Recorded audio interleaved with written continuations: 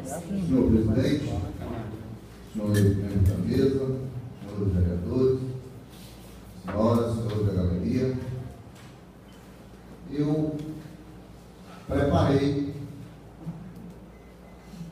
mas já disse até a vereadora Maria do Carmo que vou aguardá-la, eu vou da missa de por presente,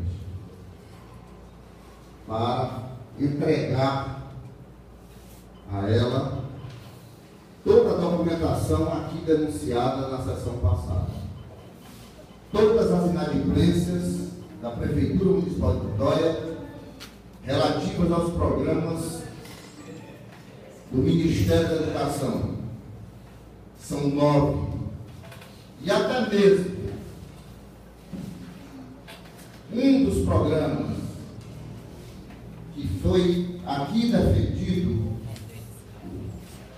pela vereadora Maria do Carmo, que é o PAR, que é o Programa de Ações Articuladas, como eu me expressei contundentemente em inadimplência, ela levantou a possibilidade do PAR não tratar-se de inadimplência, e sim de monitoramento, que é verdade.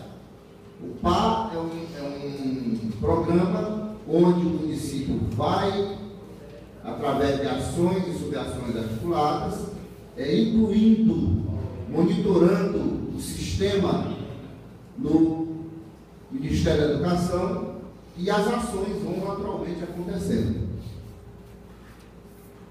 Esqueceu-se a minha colega Maria do Carmo que também no PAR está o PAC, e que o PAC está em tutóia, e que está inadimplente.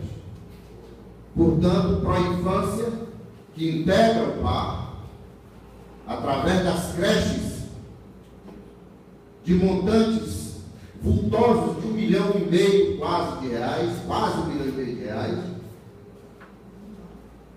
já transformaram todo o monitoramento em falhos, os comandos para o Ministério e, obviamente, a razão da quebra natural das ações que poderiam vir para cá, ou que deveriam vir para cá, e eu gostaria de detalhar isso na presença da vereadora Maria do Carmo, para não ficar sem resposta.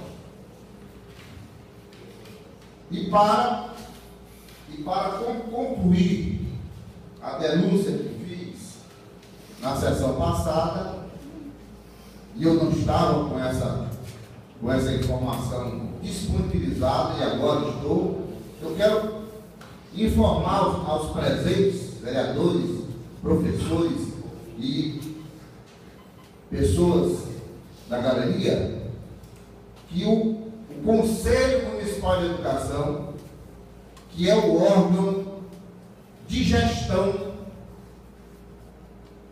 do Fundeb, está irregular pelo Ministério da Educação. E não está escondido, está publicamente no site do Ministério da Educação. As razões é que nós gostaríamos de saber.